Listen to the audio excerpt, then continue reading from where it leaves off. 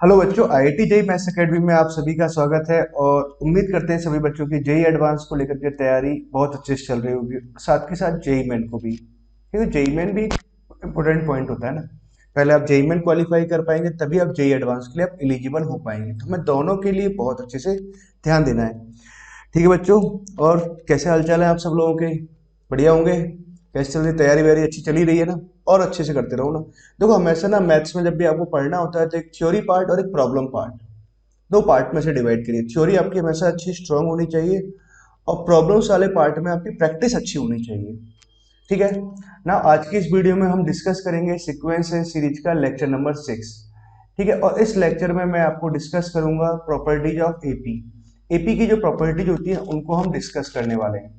ठीक है, और साथ में रिलेटेड प्रॉब्लम्स को भी डिस्कस करेंगे। ठीक है बच्चों, नाउ तो टॉपिक को स्टार्ट किया जाए। तो पहला पॉइंट हम सीखते हैं properties of AP. Properties of AP. AP की क्या प्रॉपर्टीज होती है ना। फर्स्ट प्रॉपर्टी क्या, टोटल 5 प्रॉपर्टीज होती है। पहली बात तो आपको ध्यान रखना है, टोटल 5 प्रॉपर्टीज जो अभी हम यहां पर लिखने वाले हैं ना, टोटल 5 प्रॉपर्टीज है ना। तो फर्स्ट प्रॉपर्टी तो क्या रहेगा, प्रॉपर्टी 1। प्रॉपर्टी 1 क्या कहता है, if each term of AP is added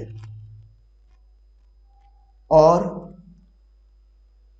subtracted और multiply और divide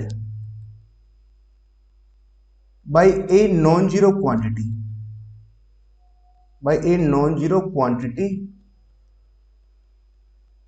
then resultant sequence।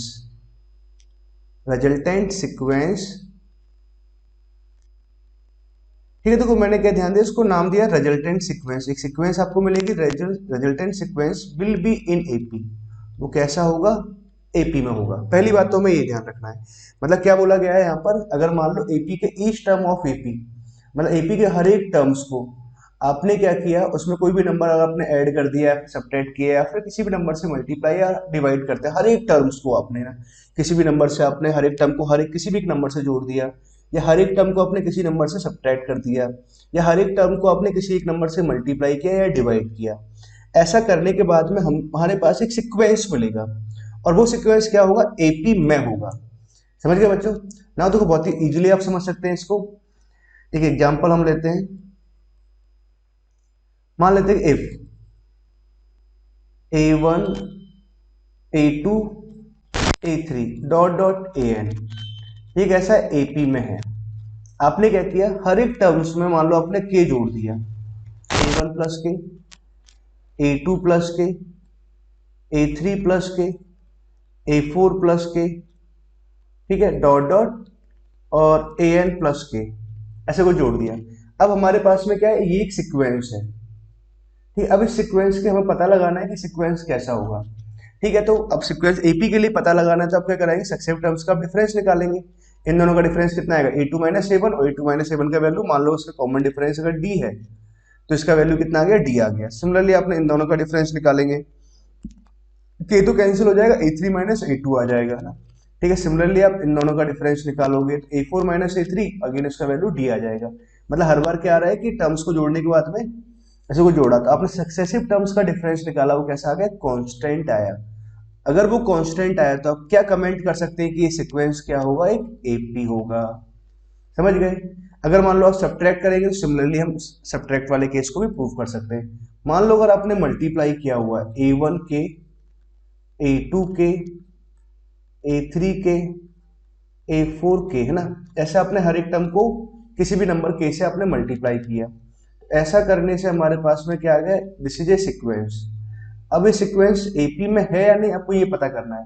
तो आपने इन दोनों का डिफरेंस निकाला, के तो बाहर कॉमन आ जाएगा, a2 माइनस a1 इंटू उसका वैल्यू हमने कॉमन डिफरेंस डी लिख दिया ना। ऐसे इन दोनों का डिफरेंस निकाला, के इंटू a3 माइनस a2 कराएंगे तो उसका वैल्यू कितना है, कॉमन डिफरेंस डी के बराबर आ गया ना। सिमिलरली आप यहाँ से करेंगे तो हर एक टर्म का कॉमन कितना आ जाएगा, के डी से बराबर आ गया, हर एक टर्म का डिफरेंस कैसा आ रहा है, कांस्टेंट आ रहा है। तो भैया सीक्वेंस कैसा होगा, एपी में होगा।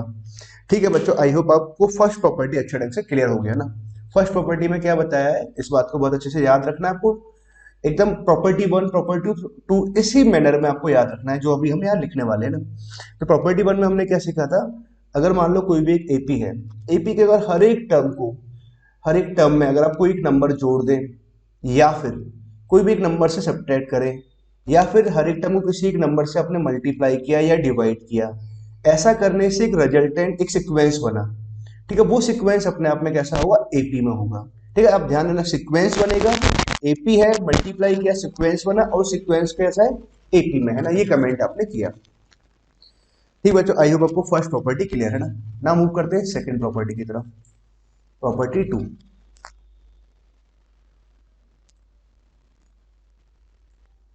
if terms of an AP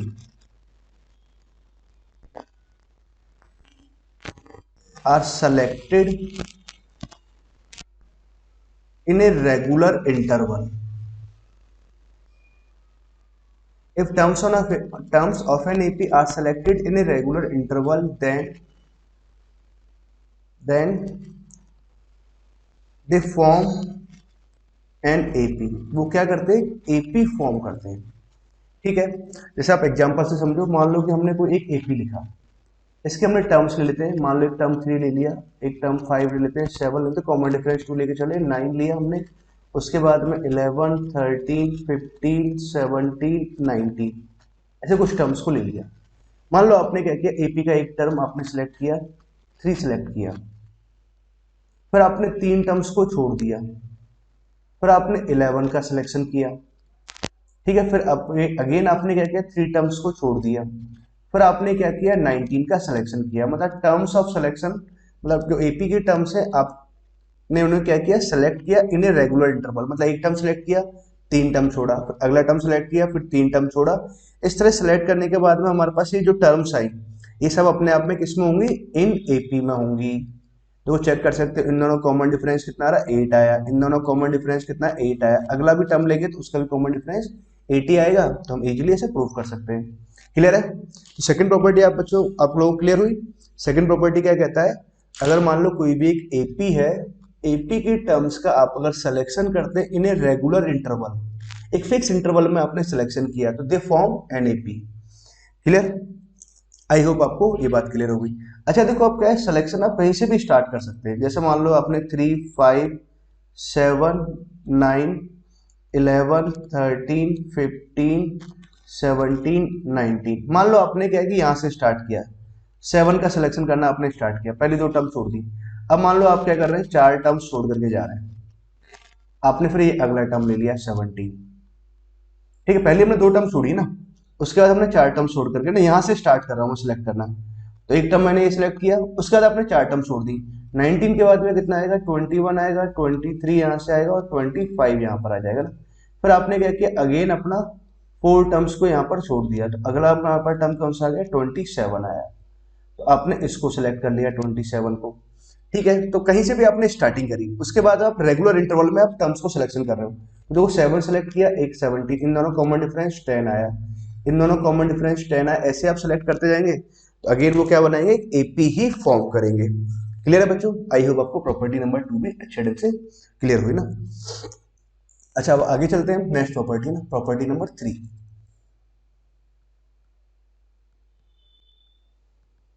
property number 3 क्या कहता है, इफ, ऐसे लिखते हैं, सम और डिफरेंस ऑफ करस्पॉन्डिंग टर्म्स,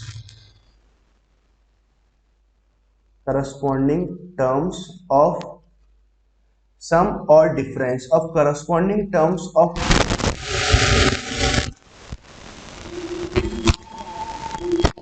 एक AP1 जा रहा है, एक AP2 जा रहा है, सो हमने करस्पॉन्डिंग टर्म्स का सम निकाला या फिर हमने डिफरेंस निकाला, देन फिर क्या रहेगा, देन जो रिजल्टेंट आपके पास होगा, resultant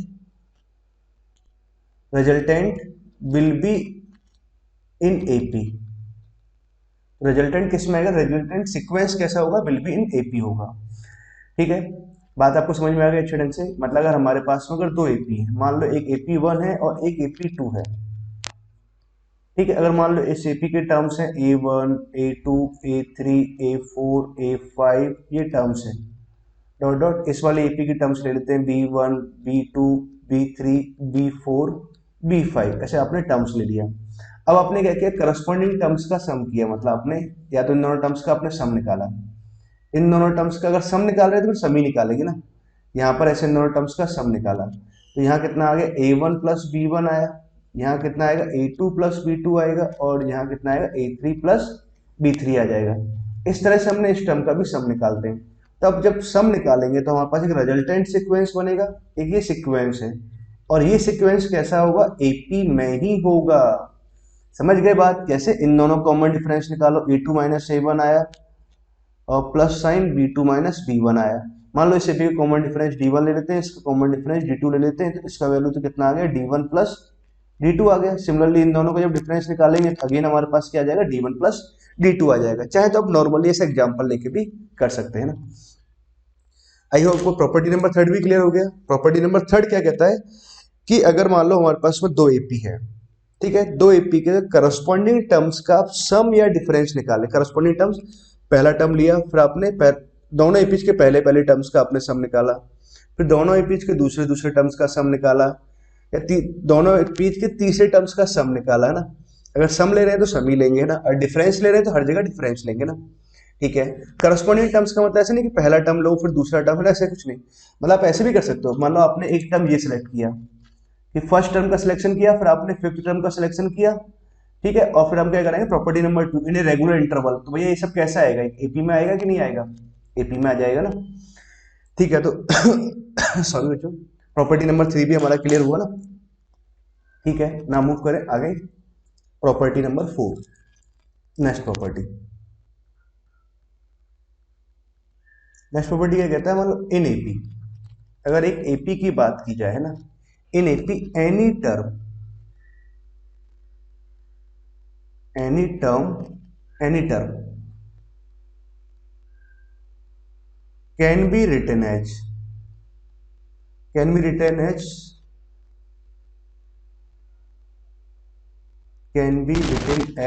half of the sum of terms equidistant from it। ठीक है, तो क्या लिखा हुआ है, समझाते हैं इस बात को ना, अच्छे ढंग से समझिए।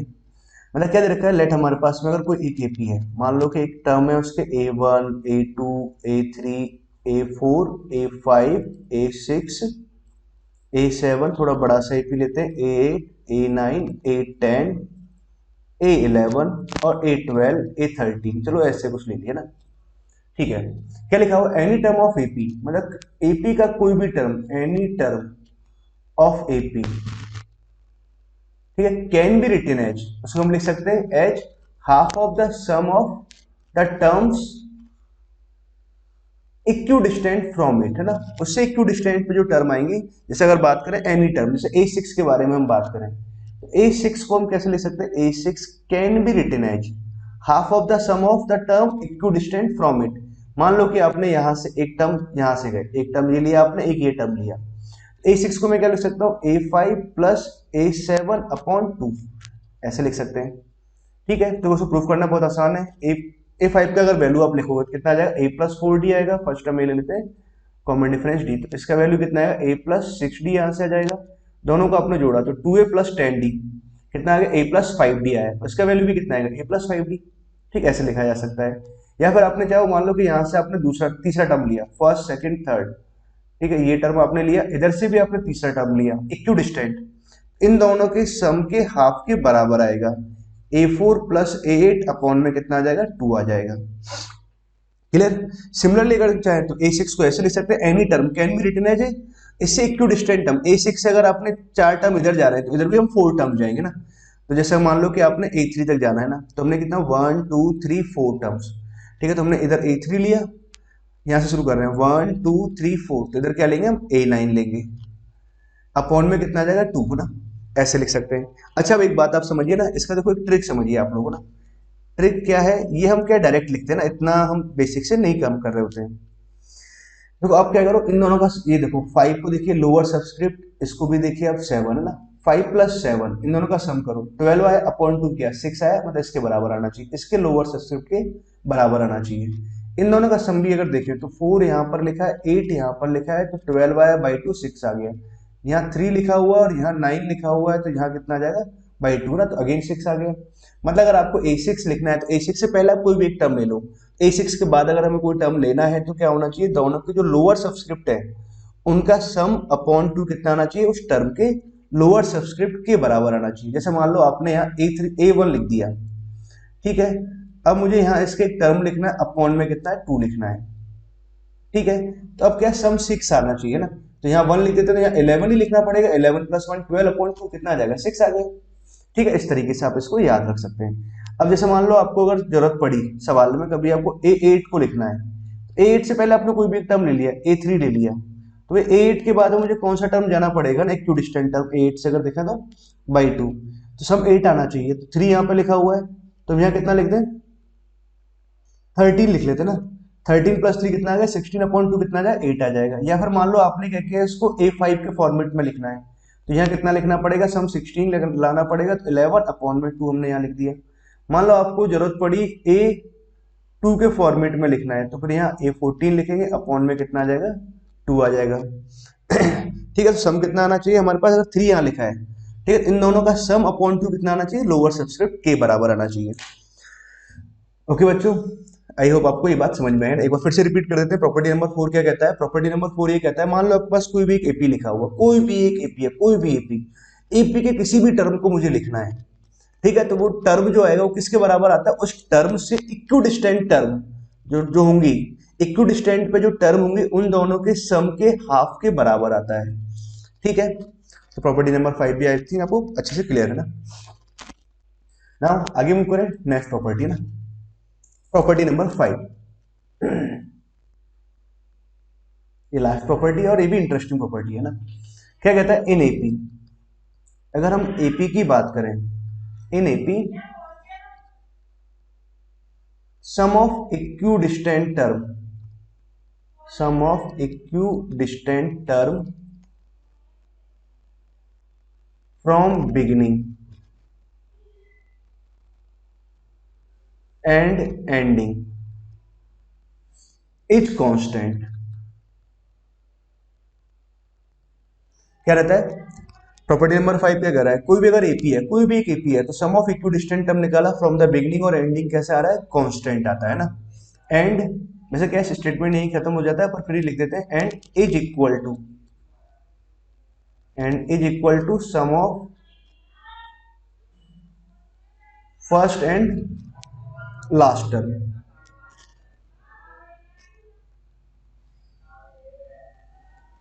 ठीक है, और किसके इक्वल आएगा, sum of first and last term के बराबर आएगा। क्या बोला हुआ है, जैसे मान लो कि अगर हमारे पास में कोई एक एपी है, तो फर्स्ट टर्म a1 ले लिया, सेकंड टर्म a2 लिया, थर्ड टर्म a3 लिया, fourth term a4, fifth term six term हमने ये ले लिया, डॉट डॉट लास्ट की टर्म्स ले लेते हैं, a of n-2, a of n-1 और a ऑफ n, ये एपी है। तो क्या कहता है स्टेटमेंट, प्रॉपर्टी नंबर 5 क्या कह रहा है, अगर आपने क्या किया इन एपी, अगर किसी भी एपी की अगर बात की जाए, तो आपने क्या किया सम ऑफ इक्विडिस्टेंट टर्म, इक्विडिस्टेंट पे जो टर्म्स है from the beginning and ending, मतलब इनिशियल से आपने मान लो चौथा टर्म लिया, पहले स्टेप बाय स्टेप चलते हैं, इनिशियल से मान लो आपने दूसरा टर्म लिया और एंडिंग से आपने दूसरा टर्म लिया, तो दोनों का अगर आपने सम निकाला a2 plus a of n-1, इसका सम कैसा आएगा, कांस्टेंट आएगा। ठीक है, और किसके बराबर है, मतलब क्या रहेगा ना, अगर आपने मान लो इनिशियल से अगर आपने तीसरा टर्म लिया और एंडिंग से आपने तीसरा टर्म लिया, तो ये कैसा आएगा, कांस्टेंट आएगा, a3 plus a of n-2, सब कैसे आएंगे, बराबर आएंगे। ठीक है, मान लो आपने इनिशियल से पांचवा टर्म लिया, a फिफ्थ, एंडिंग से पांचवा टर्म, तो फर्स्ट an-1 दूसरा हो गया, तीसरा आ जाएगा n-2 वाला, n-3 वाला चौथा होगा, n-4 वाला पांचवा आ जाएगा, तो a ऑफ n-4 ऐसे लिख सकते हैं। ठीक है, सभी सम कैसे आएंगे, कांस्टेंट आएंगे, और किसके बराबर आएगा, sum of first plus last number के बराबर आ जाएगा। ठीक है, तो प्रॉपर्टी नंबर 5 भी आपको क्लियर हुआ बच्चों। तो प्रॉपर्टी नंबर 5 में क्या है कि मान लो कोई भी एक एपी है, एपी के बारे में बात कर रहे हैं ना, अगर आपको सम ऑफ टर्म्स निकालना है ना, सम ऑफ टर्म्स निकाले, sum of equidistant term from the beginning और एंडिंग, वो कैसा आता है, कांस्टेंट आएगा। और किसके बराबर आएगा, sum of first and last term के बराबर आएगा। ओके, समझ गए आप लोग ये बात ना। अच्छा, इसका देखो आपको याद रखने का एक ट्रिक सिखाते हैं। ट्रिक क्या है इसमें, ट्रिक नहीं है, मतलब एक ध्यान रखने का ऑब्जर्वेशन है ना। तो इन दोनों का आप सम निकालिए, इन दोनों का लोअर सबस्क्रिप्ट का आप सम निकालो। यहाँ 2 लिखा है, यहाँ n-1 लिखा हुआ है। इन दोनों का सम कितना है, n+1 आ रहा है। इन दोनों का सम निकालो आप, लोअर सबस्क्रिप्ट का सम निकालिए, कितना आ रहा है, अगेन n+1 आया। यहाँ पे भी आपने लोअर सबस्क्रिप्ट का अगर सम निकाले, कितना आ रहा है, n+1 आ रहा है। और यहाँ पर भी लोअर सबस्क्रिप्ट का सम निकाले, कितना आ रहा है, n+1 आ रहा है। वैसे आपको पता होना चाहिए, इनिशियल से और आखिरी से जो टर्म्स होती है उनको लोअर सबस्क्रिप्ट का सम कैसा आता है, n+1 आता है। जितनी भी टर्म्स है एक ज्यादा आता है ना। मतलब आप इस बात को अब ऐसे कह सकते हैं, अगर मान लो आपको अगर बोला जाए, मान लो कि इनिशियल से मैंने बोला मान लो A5 लिखा, तो मुझे लास्ट से क्या लिखना पड़ेगा, सम n+1 रखना है, तो n-4 लिख देते हैं यहाँ पर। ठीक है, मान लो आपने लिखा A10, तो भैया ये किसके बराबर आएगा, सम n+1 रखना है, तो यहाँ A ऑफ n-1 रखना पड़ेगा। मान लो आपने लिखा A ऑफ n-5, तो फिर यहाँ पे मुझे टर्म क्या लिखना पड़ेगा, एंडिंग से हमारे पास ये टर्म है, तो इस समय मुझे क्या चाहिए, सम n+1 आना चाहिए, तो यहाँ 6 लिख दूं। ठीक है, तो सब कैसे आएंगे, बराबर आएंगे। और कैसे बराबर बोल सकते हैं, और किसके बराबर आएगा, A1 प्लस AN के बराबर आ जाएगा। क्लियर है, आप ऐसे भी लिख सकते हैं इस बात को। ठीक बच्चों, आपको प्रॉपर्टी नंबर 5 भी अच्छे ढंग से क्लियर हो गया ना। नाउ अब आप एक और पॉइंट समझिए। देखो property number 4 and property number 5 है ना, तो एक बार फिर से समझ लो। मैं एक बार क्विक रिवीजन भी करूंगा ना, और इसके बाद प्रॉपर्टी नंबर 5 का हम जनरलाइज फॉर्म भी सीखेंगे ना। चलो पहले वो समझा देते हैं। प्रॉपर्टी नंबर 5 क्या कहता है ना, इस बात को आप समझ लीजिए। प्रॉपर्टी नंबर 5 ये कहता है कि मान लो कोई भी अगर आपके पास एपी है, ठीक है, तो आपने सम ऑफ इक्विडिस्टेंट टर्म निकाला from the beginning and ending, वो कैसा आएगा, कांस्टेंट आएगा ना। और ये किसके इक्वल आएगा, sum of first and last number के बराबर आएगा। ठीक है, आप सभी की वैल्यूज रख सकते हैं। इसका वैल्यू a+d, इसका वैल्यू आप लिखेंगे a+n-2 इंटू डी है ना। ठीक है, सभी कैसे बराबर आप कैलकुलेट प्रूव कर सकते हैं ना, कहीं भी कोई इशू नहीं आता, बहुत ही आसान सी बात है ना। अच्छा, अब आगे एक और पॉइंट सीखिए, इसका जनरल फॉर्म सीखो ना। Generalize form,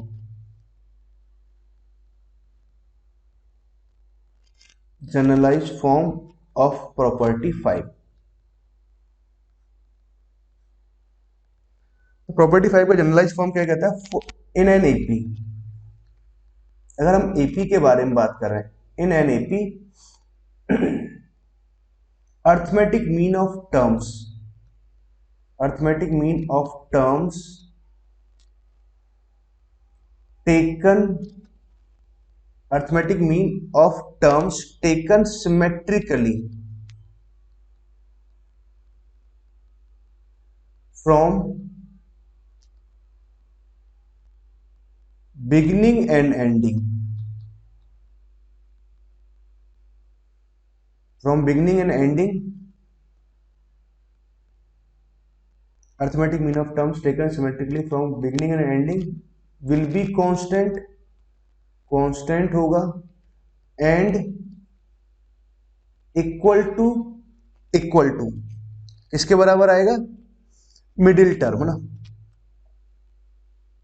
equal to middle term.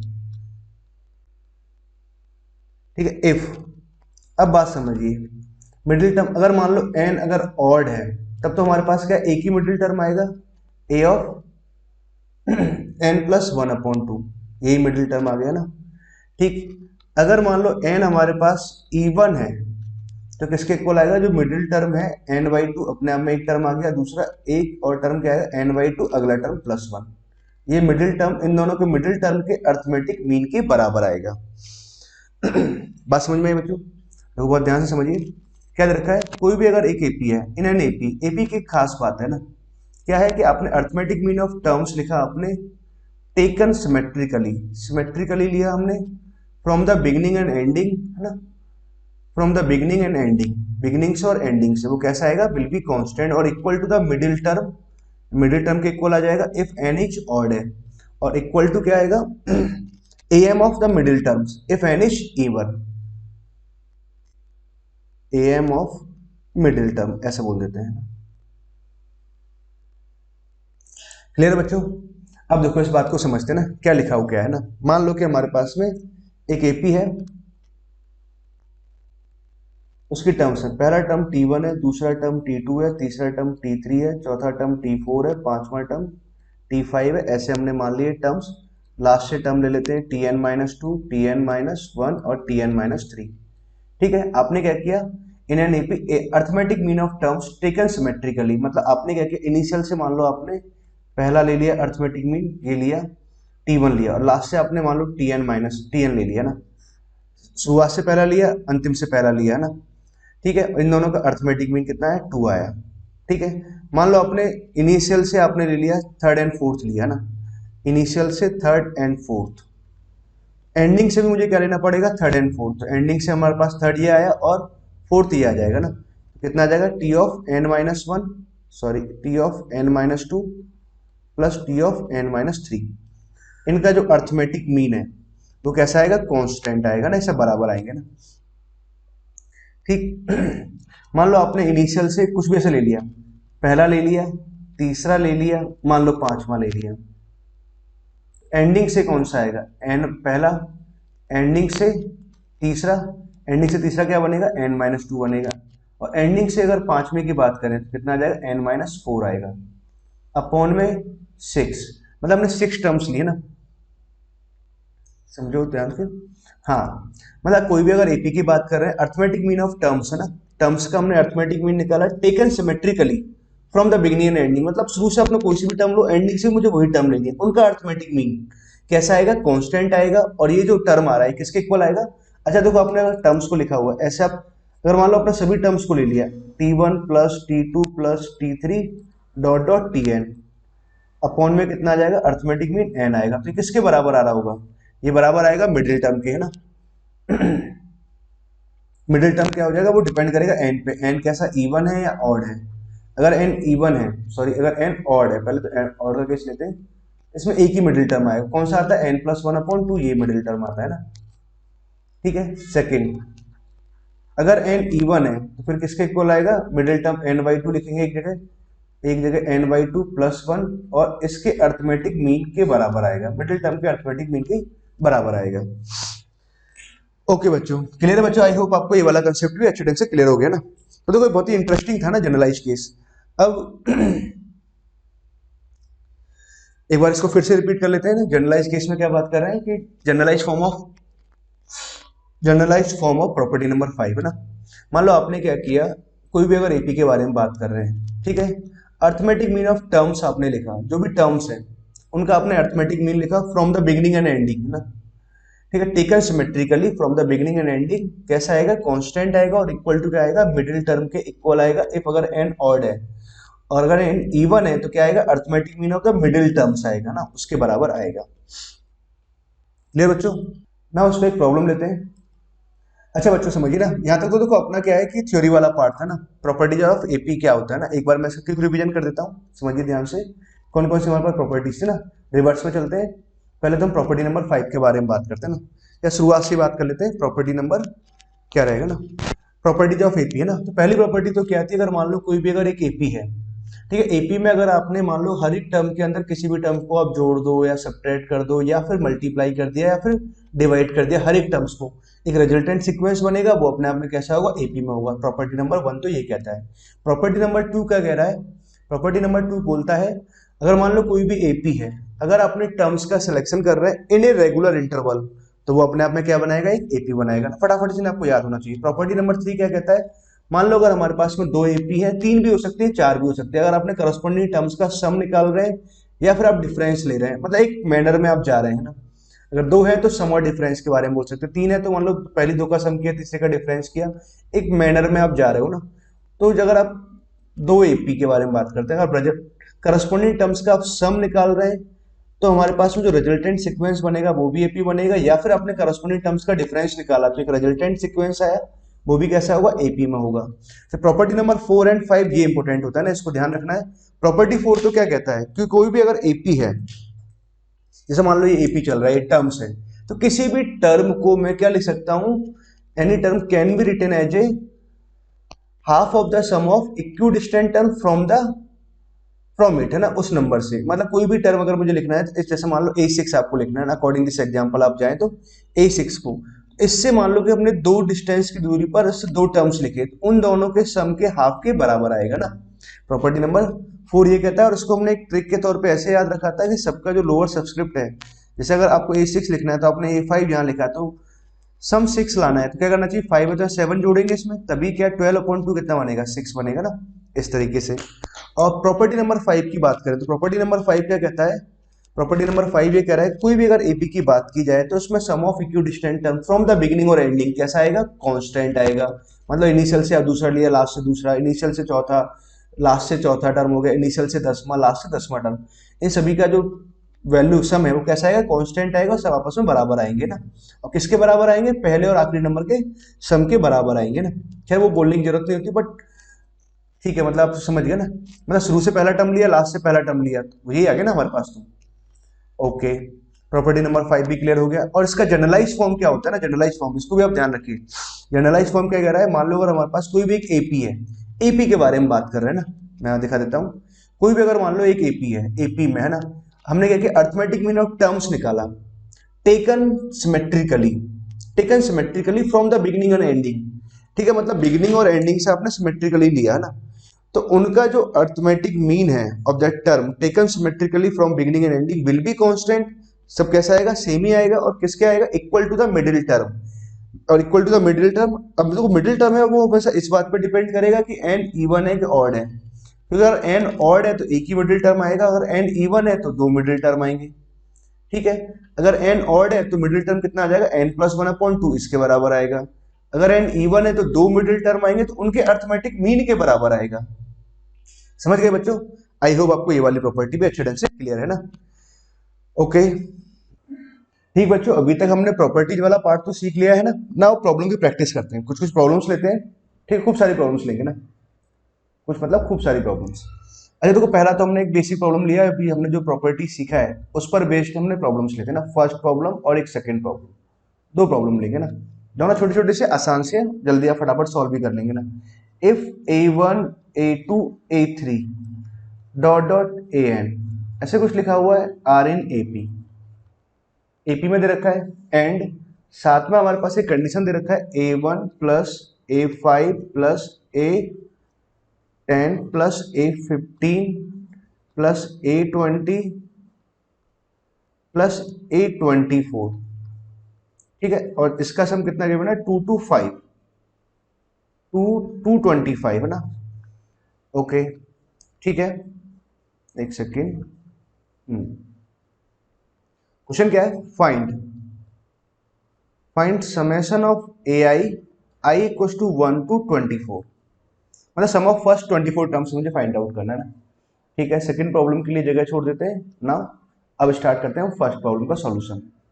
अरे देखो, फर्स्ट प्रॉब्लम को मैं दो तरीके से सॉल्व करूंगा ना। पहले तो हम बेसिक तरीके से सॉल्व करते हैं, A1 plus A5 plus A10 plus A15 plus A20 plus of A24। ठीक है, ऐसे कुछ दे रखा है हमारे पास। इसका सम कितना गिवन है, 2 to 5 ये दे रखा है। अच्छा, आपको इस सम निकालना है हमें, sum of first 24 terms find out करना है। अच्छा देखो, बात को आप बहुत ध्यान से समझिए। अच्छा, अगर मान लो 24 तक का सम उसने पूछा हो, मतलब अगर हमारे पास जो एपी है, मतलब यहाँ से शुरू हुई और 24 टर्म्स पे जाकर एंड हो गई। ठीक है, तो अब आप एक बार देखिए कि A1 यहाँ लिखा है और यहाँ कितना 24 लिखा है, इनके लोअर सबस्क्रिप्ट का सम देखो कितना आ रहा है, 25 आ रहा है। ठीक है, इनके लोअर सबस्क्रिप्ट का सम भी कितना है, 25, और इसका भी सम कितना है, 25।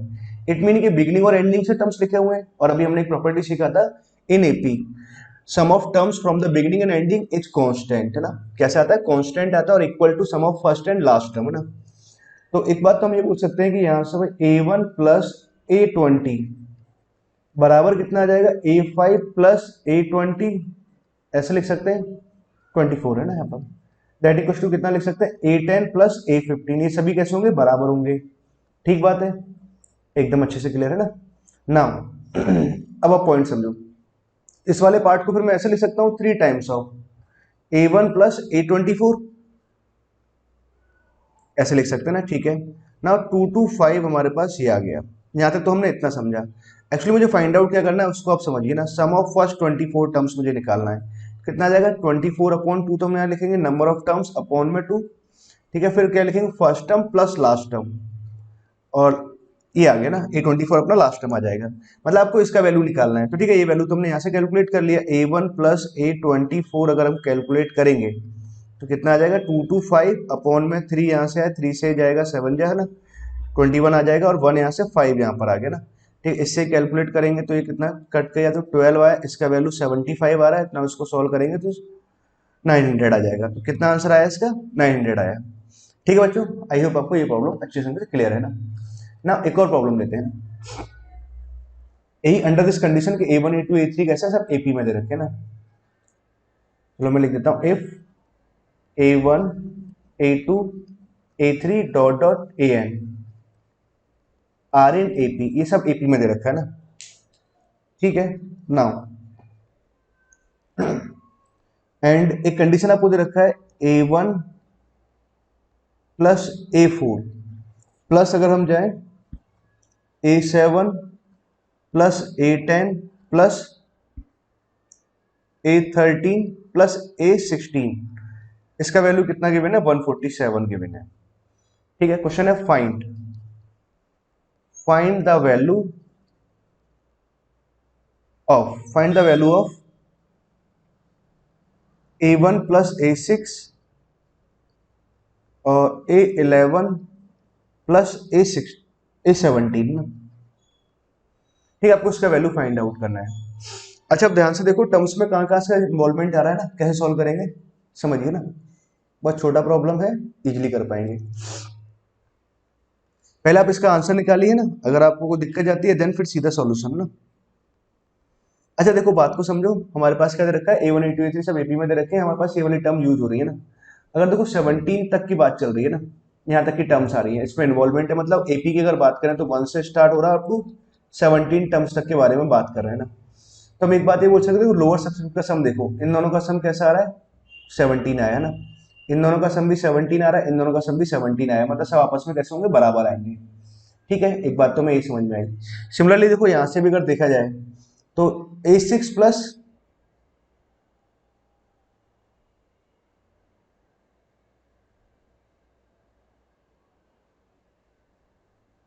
सर यहाँ पे 16 लिखना है मुझे ना, तभी प्रॉब्लम को सॉल्व करेंगे ना। अब देखो ध्यान से, हाँ सिमिलरली देखो इस वाले पार्ट को भी आप देखिए, यहाँ पे 1 लिखा हुआ है, यहाँ 16 लिखा हुआ है, तो इन दोनों का सम भी कैसा आएगा बराबर 17 आ रहा है, और लोअर सबसे यहाँ भी सम कैसा आ रहा है 17 आ रहा है। तो अब एक बात तो समझ गए कि अगर मैं यहाँ से अगर लिखता हूँ तो इसको हम ऐसे लिख सकते हैं 3 टाइम्स ऑफ, हमने A1 प्लस A16 इसका वैल्यू कैलकुलेट कर लेते हैं ना। कितना आ जाएगा ये आ जाएगा 147, तो यहाँ से इसको मैंने डिवाइड किया तो A1 प्लस A16 का वैल्यू कितना आ जाएगा 147 अपॉन में 3, यहाँ से है 3 से जाएगा 4 टाइम्स, 2 यहाँ से बचा 9 आ गया 49, तो इसका वैल्यू आया। ये कितना आ जाएगा 2 टाइम्स बनेगा, तो 2 टाइम्स बना तो इसका आंसर कितना आ जाएगा 2 टाइम्स ऑफ 49 आ जाएगा, मतलब कितना आंसर आया 98 आ जाएगा ना। ये इसका आंसर हो गया। क्लियर बच्चों, आई होप आपको दोनों प्रॉब्लम अच्छे ढंग से क्लियर है ना। नाउ अच्छा एक और पॉइंट समझो ना जो मैं समझाना चाह रहा था।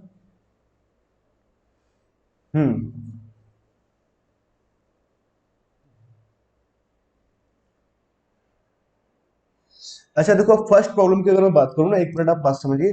फर्स्ट प्रॉब्लम को हम चाहे ना फर्स्ट सेकंड में तो दोनों को ही कर सकते हैं, सेम ही है ना। ऐसा बोल सकते हैं देखो फर्स्ट प्रॉब्लम्स को, फर्स्ट को आप समझना, फर्स्ट को एक्सप्लेन कर रहे हैं ना।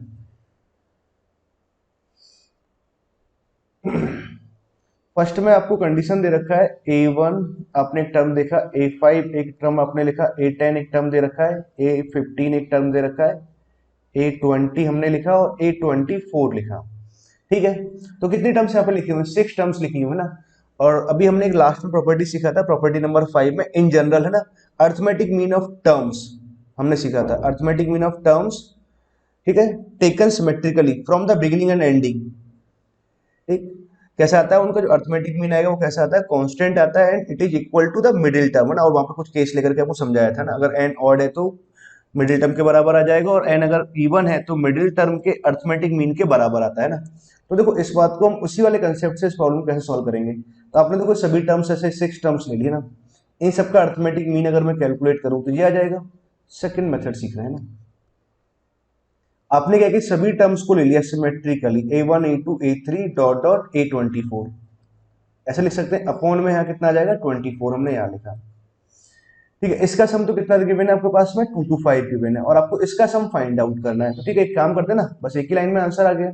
24 हमने यहाँ लिखा, 6 यहाँ से लिखा, इसका वैल्यू कितना आ जाएगा 2 to 5, और यहाँ क्या आ जाएगा समेशन ऑफ ai लिख लेते हैं, और i इक्वल टू 1 to 24। यह 6 से कैंसिल हो जाएगा 4 टाइम, इसको जब मल्टीप्लाई कराएंगे तो कितना 2 to 5 का 450 900 आ जाएगा आंसर डायरेक्ट ना। ऐसे भी कर सकते हैं ना प्रॉब्लम को। ठीक है, ऐसी सेकंड वाली प्रॉब्लम को भी सिमिलरली इसी तरीके से हम मैनेज कर सकते हैं। ठीक है, आपको मतलब फर्स्ट 2 प्रॉब्लम्स तो आपने समझ में आया ना आगे मूव करते हैं ना। अब आगे देखो, हम काफी प्रॉब्लम्स लेने वाले हैं और सभी एक तरह की प्रॉब्लम्स है ना। जैसे पहला प्रॉब्लम तो मैंने ही लिखा, नेक्स्ट एग्जांपल में question number 1, if b plus c minus a upon c plus upon में ए है ना, comma C plus a minus b upon b, a plus b minus c upon c are in AP.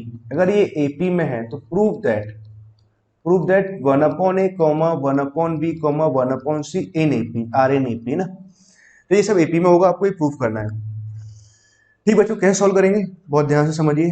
देखो, solve करने के actually हमारे पास में दो thought हो सकते हैं। एक मेथड 1 ना, जिसको आप समझो, मान लो कि ये फर्स्ट टर्म आपको दे रखा है, फर्स्ट टर्म, दूसरा हमारे पास क्या है सेकंड टर्म आ गया, और तीसरा है थर्ड टर्म आ गया।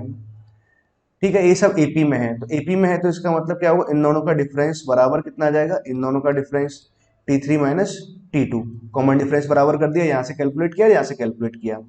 ठीक है, देन उसके बाद देखो प्रॉब्लम को आप सॉल्व करेंगे।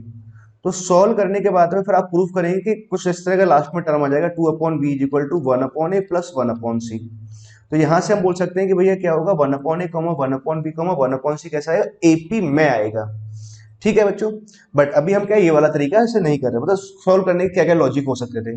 एक लॉजिक तो हो गया, इन दोनों का डिफरेंस निकाला, इन दोनों का डिफरेंस निकाल के बराबर किया, और सिंप्लीफाई करने पर ये रिजल्ट हमने कुछ ऐसे प्रूफ कर दिया, ये रिजल्ट प्रूफ किया तो ये वाला पार्ट प्रूफ हो गया।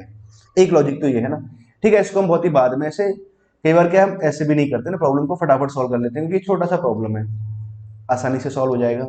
अब देखो, आप लॉजिक समझिए। आपने एक प्रॉपर्टी सीखा था प्रॉपर्टी 1 में, अगर मान लो एपी की जितने भी टर्म्स हैं, अगर सभी टर्म्स में कोई फिक्स क्वांटिटी अगर ऐड कर दें तो रिजल्टेंट कैसा रहता है, वो एपी ही रहता है।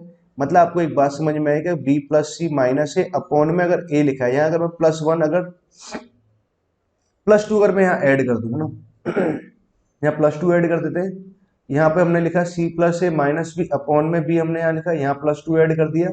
सिमिलरली हमने यहाँ लिखा ए plus b minus c upon में यहाँ 2 ऐड कर दिया, सॉरी यहाँ सी लिखा हुआ +2 यहाँ ऐड कर दिया। जैसे आप इसको ऐड कराते हैं तो भाई रिजल्टेंट कैसा आएगा, एपी में ही आएगा, ये बात ठीक है ना। उसके बाद अगर समझे B plus c minus C, तो इसका अपना एलसीएम लिया तो ऊपर तो कितना आ जाएगा भैया, ए प्लस बी प्लस सी आगे अपॉन में ए आया। ठीक है, और यहाँ से अगेन हमारे पास ए plus B plus C upon में बी आ जाएगा, और यहाँ पर आ जाएगा ए plus B plus C upon में कितना आ गया सी। ये कैसा रहेगा, इन एपी रहेगा। ठीक है, अब हमने क्या किया, इसको a प्लस बी प्लस सी से डिवाइड लगा देते हैं। तो डिवाइड लगाएंगे, तो डिवाइड लगाने से बाद में क्या बचा, 1 अपॉन ए तो यहाँ से आ जाएगा, 1 अपॉन बी यहाँ आया, और 1 अपॉन सी यहाँ से आ जाएगा। ये कैसा रहेगा, इन एपी। ठीक है, कैसा आएगा, एपी में आएगा ना। डिवाइड करने के बाद में टर्म आ गया, रिजल्टेंट कैसा रहेगा, एपी में रहेगा। यही तो हमें प्रूफ करना था, हैंस प्रूव्ड। क्लियर बच्चों, आई होप आपको फर्स्ट प्रॉब्लम क्लियर होगा ना। इस तरह से आपको सॉल्व करना चाहिए ना। सेकंड मेथड देखो अभी के हिसाब से बहुत बढ़िया था ना इस प्रॉब्लम को सॉल्व करने के लिए, बट ऐसा नहीं कि हर टाइम हम ऐसे ही कर पाए ना, तो ये सोचना पड़ता है आपको ना। अच्छा, ये सोचना बहुत आसान होता है, अगर आप प्रैक्टिस कर लेते हैं, कुछ 7 8 10 प्रॉब्लम की प्रैक्टिस कर लो तो बहुत ईजी हो जाता है ना। और कई बार क्या है कि प्रॉब्लम हम नहीं समझ पा रहे होते तो फिर फर्स्ट मेथड से हम प्रॉब्लम को सॉल्व करते हैं ना। ठीक है, लॉजिक क्लियर हो गया ना। 2 मेथड रहते हैं, या तो डिफरेंस निकाल के सॉल्व करिए, या फिर कुछ ऐड सब्ट्रैक्ट मल्टीप्लाई करके मैनेज हो रहा है तो उस तरह से मैनेज करिए। ठीक है बच्चों, नाउ एक और प्रॉब्लम लेते हैं, क्वेश्चन नंबर 2 लेते हैं इसका नेक्स्ट प्रॉब्लम है ना। इफ हमने यहाँ लिखा a into B plus C upon में B C, comma B into C plus A upon में C A, comma C into A plus B upon में ए बी। ये इन एपी, ये एपी में लिखा हुआ क्वेश्चन है, प्रूव दैट, प्रूफ करिए कि a comma B comma C in AP. ठीक है, ये एपी में होगा। अब देखो, इसको आप सॉल्व करने के फिर से 2 लॉजिक है ना, या तो फर्स्ट मेथड से जाए, डिफरेंस मेथड से ना, जो मैं अभी अवॉइड कर रहा हूँ ना। आपको मतलब ऐसे सॉल्व नहीं करना चाहिए, कुछ आपको पहले मतलब पहली प्रायोरिटी आपको सेकंड मेथड की रखनी चाहिए, फिर देन आपको फर्स्ट मेथड की रखनी चाहिए ना, समझ गए? जबकि हम सीखते उल्टा है, पहले फर्स्ट मेथड सीख रहे होते हैं, फिर हम सेकंड मेथड सीखते हैं। अब देखो आपको उसको प्रूफ करना है कि ये सब एपी में है कि नहीं ना, कैसे प्रूफ करेंगे ना, अब समझो पॉइंट को। देखो पहला काम तो सॉल्यूशन बहुत आसान है इसका। एक काम करें, हर टर्म्स में अगर मैं वन वन ऐड कर दूं तो वन वन ऐड करने से क्या हुआ, वन आपने ऐड कर दिया in each term, in each term one को ऐड करते हैं। तो वन को जैसे ऐड कराया तो यहाँ प्लस वन करेंगे, यहाँ प्लस वन किया, यहाँ प्लस वन किया, और आपने एलसीएम ले लिया। एलसीएम लेने के बाद देखो न्यूमरेटर में क्या बनेगा, A B plus B C plus C A, ये आगे अपॉन में यहाँ कितना आ जाएगा, बी सी। सिमिलरली यहाँ पर बनेगा A B plus B C plus C a, upon में कितना आ जाएगा, सी ए आ जाएगा। और यहाँ आ जाएगा अगेन हमारे पास ये टर्म बनेगा A B plus B C plus C A, और अपॉन में कितना आ गया, ए इंटू बी आ गया। तो और रिजल्टेंट किस में रहेगा, एपी में ही रहेगा। अच्छा अब एक काम आप कर सकते हैं, इसको मैं डिवाइड कर दूं A B plus B C plus C A, इससे डिवाइड कर सकते हैं। जैसे इसको जब डिवाइड कराएंगे तो यहाँ तो कितना बनेगा, one upon b C comma one upon c A comma one upon of A B, ये किस में आएगा, इन ए पी आ जाएगा। ठीक है, अगले स्टेप में हमने क्या किया, एक काम करते हैं, यहाँ तक अपना पहुंच गए। ठीक है, अब क्या करना चाहिए मुझे, एबीसी से मल्टीप्लाई कर दें। तो हमने एबीसी से मल्टीप्लाई कर दिया, तो एबीसी से जब मल्टीप्लाई कराएंगे तो रिजल्टेंट हमारे पास में क्या रहेगा, ऊपर तो ए आ जाएगा, यहाँ बी आ जाएगा और यहाँ सी आ जाएगा। तो इसको हम क्या कैसा आएगा, रिजल्टेंट एपी में आएगा। और ये तो हमें प्रूफ करना था। तो इस तरह सॉल्व करना बहुत आसान होता है। अच्छा जब आप सीख जाते हो ना तो एक्चुअली सब प्रॉब्लम को सॉल्व करने के लिए हमें लिखने की जरूरत नहीं पड़ती। हाँ डायरेक्ट यहाँ प्लस वन ऐड किया, ऊपर ये टर्म आएगा, डिवाइड करेंगे, फिर नीचे बीसी सी ए बनेगा, और फिर इसको एबीसी से मल्टीप्लाई कर देंगे तो ये टर्म आ जाएगा। मतलब ओरली आप प्रॉब्लम को सॉल्व कर सकते हैं ना, बिना पेन चलाए हुए प्रॉब्लम को मैनेज किया जा सकता है, सॉल्व कर सकते हैं ना। ठीक है, एक और प्रॉब्लम करते हैं, क्वेश्चन नंबर 3 लेते हैं। ठीक, क्वेश्चन नंबर 3 क्या इसी का हिस्सा है ना, क्या है, if A square comma B plus C, B square comma C plus A, और C square comma A plus B in AP, ये एपी में दे रखा है ना। ठीक, क्वेश्चन है prove that A comma B comma C in AP, ये एपी में आएगा ना, ये प्रूव करना है। ठीक बच्चों ध्यान समझो, एक्चुअली देखो प्रॉब्लम क्या होता है ना, एक्चुअली पहली प्रॉब्लम ये होती है, बट हमने क्या स्टेप बाय स्टेप सीख रहे हैं, तो हमने सभी प्रॉब्लम्स को तरीके से लिखा हुआ है ना।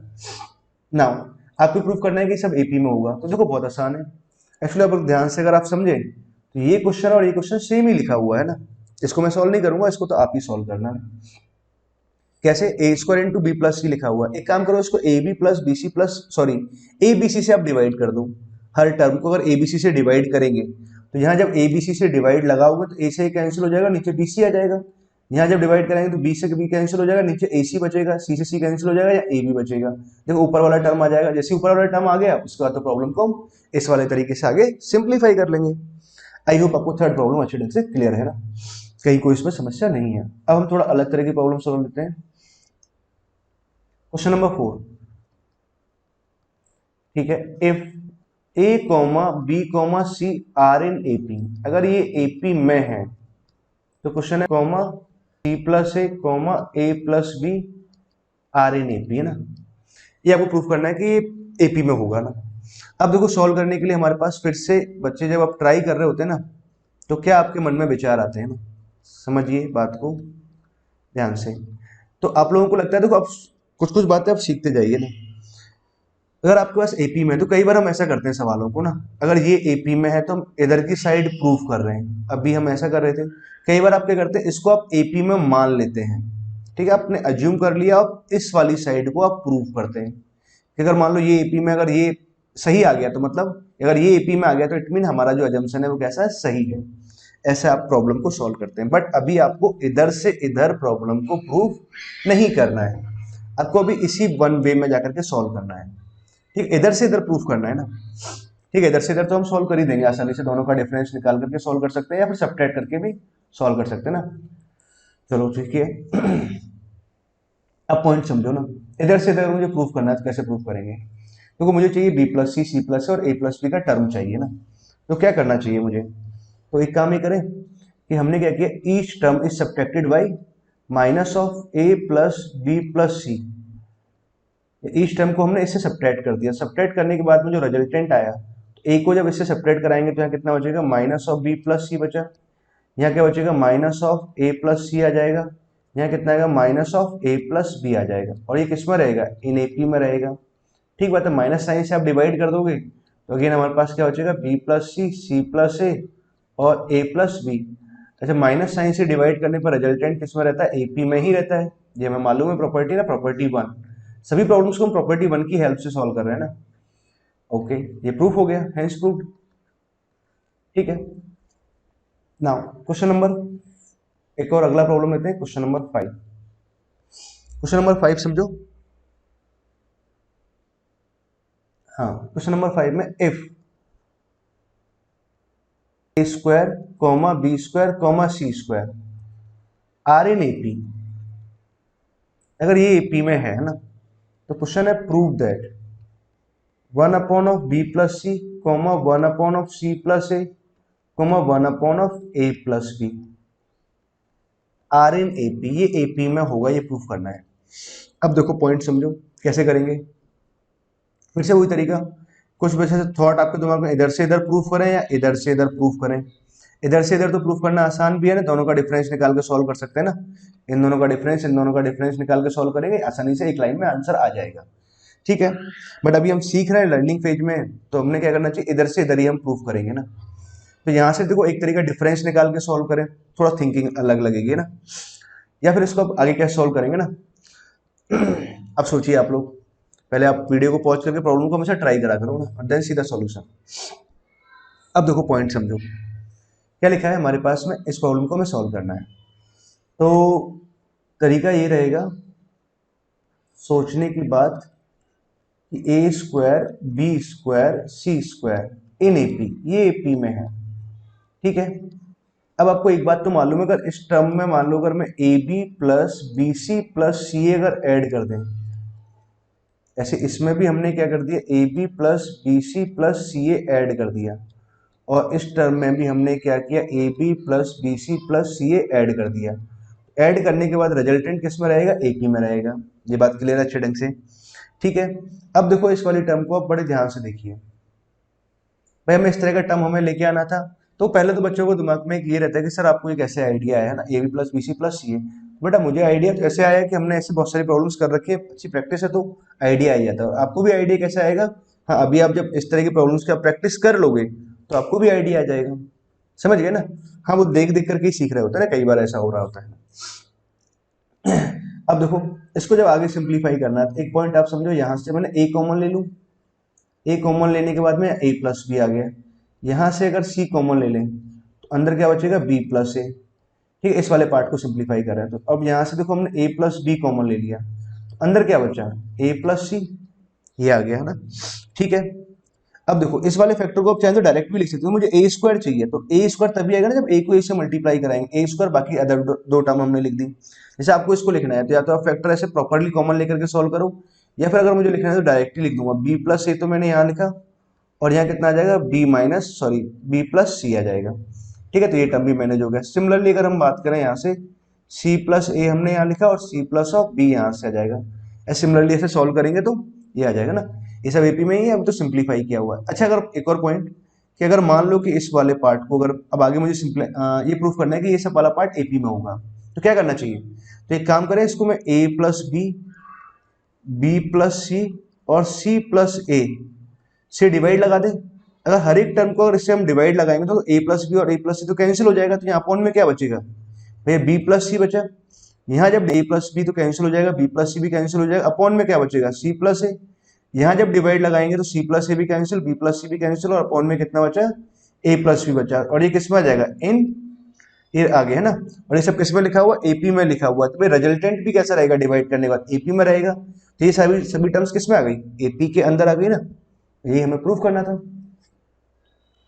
ओके बच्चों ना, आई होप आप क्वेश्चन नंबर 5 भी अच्छे ढंग से समझ गए ना। एक और प्रॉब्लम लेते हैं और अच्छी प्रैक्टिस करवाते हैं आप लोगों की। क्वेश्चन नंबर 6, ठीक है, क्वेश्चन नंबर 6 लिखते हैं, इफ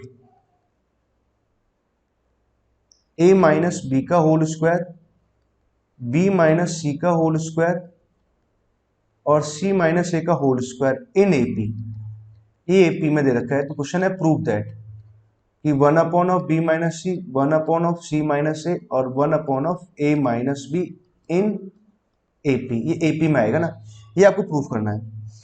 ठीक बच्चों, तो सोचिए कैसे प्रूफ करेंगे, तरीका समझिए ना।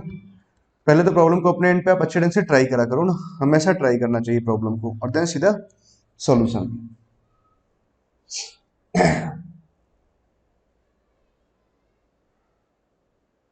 एक सेकंड बच्चों, थोड़ा सा बी माइनस सी, सी माइनस ए, एक सेकंड एक सेकंड, ये वाला टर्म लास्ट में आएगा ना, ऐसे लिख देता हूँ फिर से, टर्म ये नहीं ना, ऐसा रहेगा, क्या है, बी माइनस सी का होल स्क्वायर, सी माइनस ए का होल स्क्वायर और ए माइनस बी का होल स्क्वायर, ऐसे दे रखा है। ये इन एपी है, ये एपी में है, तो हमें ये प्रूफ करना है कि one upon of B minus C, one upon of C minus A, one upon of A minus B कैसा आएगा, एपी में आएगा ना, ये प्रूफ करना है। ठीक बच्चों, तो कैसे सॉल्व करेंगे, देखो अब ध्यान से समझिए, ध्यान से ना। एक तरीका देखो, कई सारे तरीके में सोचे ना, अब देखो प्रॉब्लम थोड़ा सा बड़ा होता जा रहा है ना। एक तरीका तो देखो, फर्स्ट मेथड, आप इन दोनों का डिफरेंस, इन दोनों का डिफरेंस निकाल के बराबर करते हैं और फिर देन जाकर के ये प्रूफ करने की कोशिश करें, इधर से इधर प्रूफ करने की कोशिश करें, या फिर आप इधर से इधर प्रूफ करने की कोशिश करें। ठीक है, अभी हम इधर से इधर ट्राई कर रहे हैं और प्रॉपर्टी वन, एडिशन और सब्ट्रैक्शन की हेल्प से कर रहे हैं ना, प्रॉपर्टी वन की हेल्प से करेंगे। अब देखो एक पॉइंट आप समझो, ये सब एपी में दे रखा है, तो इसको मैंने स्क्वायरिंग ओपन कर दिया, स्क्वायरिंग अगर ओपन करेंगे तो यहाँ तो हो जाएगा बी स्क्वायर सी स्क्वायर आ जाएगा minus of two times of B C आया, यहाँ सी स्क्वायर ए स्क्वायर यहाँ से आ जाएगा माइनस ऑफ टू, ठीक है, और यहाँ क्या है, A square plus B square और minus of two times of A B, ये सब कैसा लिखा हुआ है, एपी में लिखा हुआ है। ठीक है, हमें प्रूफ करना है one upon of B minus C. तो आपको इतना तो आइडिया लग गया है कि वो ऊपर क्या है, कुछ ऐसा टर्म आना चाहिए, ए माइनस बी, बी माइनस सी, इस तरह के टर्म्स बनने चाहिए, ताकि आप इसको जब डिवाइड कराएं, ए माइनस बी माइनस सी, सी माइनस सी, तो अपॉन दो टर्म कट जानी चाहिए, नीचे एक टर्म बचना चाहिए ना, इतना तो आपको आइडिया लग गया ना। तो अब देखो हर एक टर्म को अब मुझे मैनेज करना है, तो एक काम करते हैं, हर एक टर्म को हमने सब्ट्रैक्ट कर दिया, subtract by A square plus B square plus C square, इसे सब्ट्रैक्ट कर देते हैं ना। तो जब सब्ट्रैक्ट कराएंगे तो यहाँ माइनस का टू बी सी और माइनस ऑफ ए स्क्वायर आ गया, इसको भी जब सब्ट्रैक्ट कराएंगे तो minus of two A C minus of B square आ जाएगा, इसको सब्ट्रैक्ट कराएंगे तो माइनस का two A B minus of C square आ जाएगा, और ये सब किस में आएगा, एपी में आएगा। सब्ट्रैक्ट करने से नहीं बदलेगा फॉर्मेट, है ना, जो भी एपी है तो एपी रहेगा। एक और काम करते हैं, माइनस साइन से डिवाइड भी कर देता हूँ उसको मैं, और ऐसे लिखा अच्छे तरीके से, तो A square plus two times of B C comma B square plus two times of A C, ऐसे लिख सकते हैं, और C square plus two times of A B, ये सब कैसा आएगा, एपी में ही है। समझ गए। अब आगे क्या करना चाहिए, अब मैंने क्या किया, सब्ट्रैक्ट किया ना ईच टर्म, मुझे क्या इस तरह का फॉर्मेट चाहिए, ए माइनस बी, बी माइनस सी, कुछ इस तरह के टर्म्स आने चाहिए ऊपर, बी माइनस सी, सी माइनस है ना, कुछ इस तरह का टर्म आना चाहिए। तो मैंने क्या किया, इसको सब्ट्रैक्ट कर दिया, इससे A B plus B C plus C A से सब्ट्रैक्ट कर दिया। तो अब आप भी सोच पाएंगे ना कैसे करना चाहिए। अब हमने क्या किया, हर एक टर्म को सब्ट्रैक्ट किया, तो ए स्क्वायर, तो यहाँ तो बनेगा प्लस का बी सी, और यहाँ से आ जाएगा माइनस का ए बी और माइनस का ए सी, ये टर्म आया। यहाँ से अगर देखें तो बी स्क्वायर, तो यहाँ से आया, ए सी हमारे पास यहाँ से आ जाएगा। अब ए बी तो एक, तो हमारे पास ए सी तो एक बच गया ना, अब यहाँ से क्या आएगा, माइनस का ए बी आ जाएगा और माइनस का बी सी यहाँ से आ गया। सिमिलरली अगर इस टर्म को समझे तो सी स्क्वायर तो यहाँ से आ रहा है, ठीक है, ए इंटू बी यहाँ से आ जाएगा, माइनस का बी सी माइनस का सी ए, ये कैसा आ रहा है, इन ए पी, ठीक है, ये कैसे आ जाएगा, एपी में आ जाएगा ना। अब इसको आगे समझिए ना, आगे देखो प्रॉब्लम में ए स्क्वायर ऐसे कुछ लिखा हुआ है, इन दोनों टर्म्स को ध्यान से देखो, यहाँ से ए कॉमन आ जाएगा, हाँ ए कॉमन ले लिया, तो ए माइनस भी तो यहाँ से आया, ठीक है, प्लस साइन, इन दोनों टर्म्स को अगर देखें तो यहाँ से सी कॉमन आ रहा है, सी हमने यहाँ से कॉमन लिया, अंदर क्या बचा, बी माइनस ए बचा, मतलब अगर इस वाले पार्ट से अगर मैं ए माइनस बी कॉमन ले लूँ तो यहाँ अंदर कितना बचेगा, ए माइनस सी, ये आ गया ना, ठीक है, ये आ गया पॉइंट। सिमिलरली हम चाहें तो इस वाले पार्ट को भी इजीली मैनेज कर सकते हैं, तो यहाँ बी इंटू समथिंग कुछ, बी इंटू समथिंग कुछ ऐसे आना चाहिए, ठीक है। अब एक तो हमारे पास में कितना आ जाएगा, माइनस का ए आएगा, और एक हमारे पास माइनस का सी आएगा। तो देखो मैनेज करके यही आ रहा है क्या, बी स्क्वायर का टर्म आ गया, माइनस का बी सी है, माइनस का ए बी है और प्लस का ए सी है ना, ठीक है, ऐसे कुछ आया। सी स्क्वायर का टर्म चाहिए तो मतलब यहाँ सी आ रहा होगा पहले ब्रैकेट में, दूसरे ब्रैकेट में भी सी आ रहा होगा, तो अब यहाँ क्या, माइनस बी और माइनस ए ही आ रहा होगा। यहाँ से हमने सी कॉमन ले लिया तो बी माइनस ए, तो ए माइनस बी हमने यहाँ से कॉमन लिया तो, हाँ ठीक है, ए माइनस सी आ रहा है ना। यहाँ से अगर देखते हैं ना कॉमन लेकर के, तो यहाँ कितना आ रहा है, सी स्क्वायर बना, यहाँ से कितना बनेगा हमारे पास,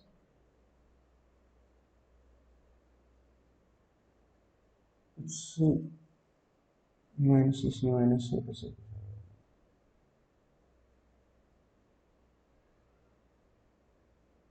ये कॉमन ले लिया तो ए माइनस बी ऐसे बचा, सी माइनस एन कॉमन ले लिया तो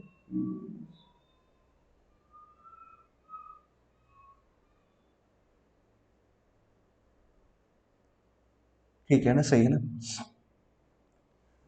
यहाँ से देखो इसको मल्टीप्लाई कराते हैं, सी स्क्वायर का टर्म मैनेज हो रहा है, माइनस का ए सी आ रहा है ना, ये भी ठीक है, माइनस का बी सी भी आ रहा है और माइनस का प्लस का ए बी भी आ गया ना, ये सारे टर्म्स मैनेज हो गए ना। अब देखो एक और काम करते हैं ना, हमारे पास में टर्म्स कैसे है, सिमेट्रिक, यहाँ ए माइनस सी आ रहा है ना, तो एक काम करते हैं, और यहाँ बी माइनस सी आ रहा है, यहाँ बी माइनस सी आ रहा है, तो इसको भी क्या है प्रॉपरली तरीके से लिख लेते हैं ना। प्रॉपर तरीके से हमने क्या सिमेट्रिक फॉर्मेट में लिखा, सिमेट्रिक फॉर्मेट हमने क्या किया, इसको ऐसे लिखा, कलर यही रहने देते हैं, ग्रीन लेते हैं ना। माइनस साइन हमने यहां से लिखा, ए माइनस बी तो हमने यहां लिखा, और इसको लिखा सी माइनस ए, और एक बाहर माइनस साइन, ठीक है। यहां से हम लिख लेते हैं ए माइनस बी, बाहर एक माइनस साइन आ जाएगा, और यहाँ बी माइनस सी, ठीक है। इसको हमने लिखा बी माइनस सी, और यहाँ आ जाएगा सी माइनस ऑफ ए आ जाएगा। अब एक काम करते हैं, ओवरऑल को हम ए माइनस बी माइनस सी माइनस ए से डिवाइड लगा देते हैं। किससे डिवाइड लगाया हमने, ए माइनस बी माइनस सी और सी माइनस सी, साथ में एक माइनस साइन और ले लेते हैं ना, माइनस साइन से डिवाइड करें माइनस भी कैंसिल हो जाएगा, ए माइनस बी और सी माइनस से भी हट गया, यहाँ तो कितना आ गया बी माइनस सी आ गया। यहाँ सिमिलरली माइनस भी कैंसिल हो जाएगा, ए माइनस बी माइनस सी कैंसिल हो गया, तो नीचे कितना आ जाएगा सी माइनस ए, और यहाँ आ जाएगा हमारे पास ये कैंसिल हो जाएगा, तो यहाँ ए माइनस बी और एक इसमें आ जाएगा इन ए पी। यही हमें प्रूफ करना था, दैट इज हैंस प्रूव्ड, है ना। क्लियर बच्चों, आई होप आपको यहाँ तक की बात भी अच्छे ढंग से क्लियर है ना। ठीक, तो यहाँ तक आप सारे पॉइंट समझ गए ना। नाउ अब आपको एक और प्रॉब्लम मैं दे रहा हूं यहाँ पर ना। ठीक बच्चों, हमने यहाँ तक तो सारी बात समझ ली ना। अब हम आगे एक और प्रॉब्लम मैं आपको दे रहा हूँ ना, इसको भी आप ट्राई करिए। देखो हमने काफी अच्छी कई सारी प्रॉब्लम्स की हमने प्रैक्टिस कर ली ना। क्वेश्चन नंबर 7, ठीक है, और सभी अच्छी प्रॉब्लम्स है ना। ओके, प्रॉब्लम ये है कि इसमें देते हैं if 1 upon of root B plus root C, comma 1 upon of root C plus root A, comma 1 upon of root A plus root B, ये किसमें दे रखा है are in A P. Question है prove that A comma B comma C are in A P, ठीक है। अब देखो बच्चों सारी बातें समझिए ना। देखो अभी तक हमने जो प्रॉब्लम्स है ना प्रॉपर्टी वन कुछ ऐड सब्ट्रैक्ट और मल्टीप्लाई और डिवीजन की हेल्प से सॉल्व कर रहे थे ना, सभी प्रॉब्लम्स को सॉल्व किया। अब मैं कहना क्या चाह रहा हूँ कि भाई ऐसा कोई जरूरी नहीं कि आपको हर प्रॉब्लम को आप ऐसे मैनेज कर पाए, ऐड सब्ट्रैक्ट करके मैनेज कर पाए, ऐसा कोई जरूरी नहीं है। या फिर देखो जरूरी भी है, मतलब अगर हो भी सकता है। मान लो अब जब एग्जाम में आप बैठे हुए हैं और आपको प्रॉब्लम सॉल्व करना है, कई बार ऐसा होता है कि हमें डायरेक्टली ऐसे क्लिक नहीं कर पाता क्या ऐड करें, क्या सब्ट्रैक्ट करें, क्या मल्टीप्लाई करें, क्या डिवाइड करें, ताकि हम इस वाले जो क्वेश्चन उसको प्रूफ कर पाए और समझ पाए ना। अब देखो उसके लिए क्या है कि आपको एक प्रॉब्लम मैंने यहाँ पे ले रखा है, तो कई बार जैसे मान लो जैसे इस प्रॉब्लम को ये गिवन है ना, अब जैसे समझ में नहीं आ रहा वो क्या ऐड सब्ट्रैक्ट करना है, क्या करें, ताकि हम इसको प्रूफ कर पाए, कोई दिक्कत वाली बात नहीं है। आप क्या करो फर्स्ट मेथड पे भी चले जाओ ना, ताकि हम इस मेथड की प्रैक्टिस कर लें। एक काम करते हैं, जब भी देखो आपको अगर ये सब एपी में है, एपी में तो हमेशा डिफरेंस लगाया करो, इन दोनों का डिफरेंस इन दोनों का डिफरेंस कैसा आएगा, बराबर आएगा, ठीक है। कभी भी मतलब ये वाला फॉर्मूला मत लगाया करो, बराबर में यहाँ से कितने करेंगे हम, root A plus of root B minus of root C plus root A, ऐसे लिख सकते हैं, ठीक है। अब क्या है आगे सिंप्लीफाई करना है, तो एक काम करते हैं एलसीएम ले लेते हैं, तो ऊपर तो आ जाएगा root B plus of root C minus of root C minus of root A आ जाएगा, अपॉन में क्या टर्म आया, यहाँ से आ जाएगा root C plus of root A. तो थीम क्लियर होना चाहिए प्रॉब्लम को सॉल्व करने का ना। जैसे अभी हमने यहाँ लिखा एक प्रॉब्लम की प्रैक्टिस भी कर रहा है ना। अब हमने यहाँ लिखा रूट सी, यहाँ लिखा प्लस का रूट ए, यहाँ लिखेंगे माइनस ऑफ रूट ए और minus of root B. Upon में अगर हम बात करें तो यहाँ आ जाएगा रूट ए, यहाँ आ जाएगा रूट बी और यहाँ आएगा root C plus of root A, ऐसा कुछ लिख सकते हैं। इस वाले पार्ट से देखो ये कैंसिल हुआ, माइनस और प्लस ये भी कैंसिल हो गया।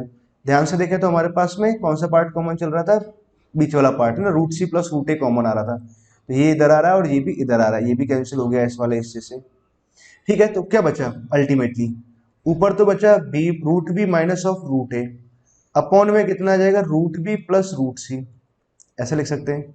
अच्छा इस वाले पार्ट को मैं क्या लिख सकता हूँ, root C minus of root B, उसको simplify A plus B into A minus B, तो बी माइनस से आ जाए, सिंप्लीफाई कराएंगे तो सी माइनस बी बनेगा, सी प्लस बी इंटू सी माइनस बी। ध्यान से देखा तो कितना आ गया, 2c इज इक्वल टू कितना आ जाएगा, a प्लस सी आ गया, sorry 2b is equal to कितना आ गया, a प्लस सी आया। ठीक है, तो अब यहां से मैं एक बात क्या बोल सकते हैं कि भाई a comma B comma C are in AP, ऐसा कह सकते हैं ना। ठीक है, अगर ये एपी में है तो हमारे पास क्या हो जाएगा, ये सही हो जाएगा ना। ठीक है, बताओ मुझे प्रूव दैट वाली प्रॉब्लम्स है, ये तो ऑब्जेक्टिव, जो सब्जेक्टिव टाइप की प्रॉब्लम्स हो गई। नहीं बेटा सब्जेक्टिव नहीं है, ऑब्जेक्टिव ही है। पता है ऑब्जेक्टिव में कैसे पूछेगा, if this are in AP then option A comma B comma C are in AP, option B comma A comma C are in AP, या A B C are in GP, या A B C are in HP, ऐसे करके options बना देगा ना। ठीक है, objective problem बन जाएगा। ये बात मैं आपको कई बार बोल चुका हूँ कि हम किसी भी प्रॉब्लम को किसी भी लेवल पे जाकर के ऑब्जेक्टिव सब्जेक्ट मतलब ऑब्जेक्टिव बना सकते हैं, उसको इंटीजर टाइप प्रॉब्लम बना सकते हैं, जैसे बनाया जा सकता है आराम से ना। ठीक है बच्चों, तो आज के इस लेक्चर में हम इतना ही सीखते हैं ना।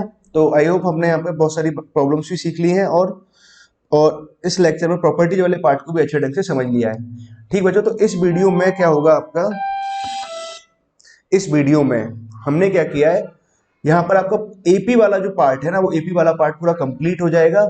ठीक, देन नेक्स्ट वीडियो में हम जीपी स्टार्ट करेंगे ना, और ठीक उसको समझेंगे। ओके बच्चों, थैंक यू।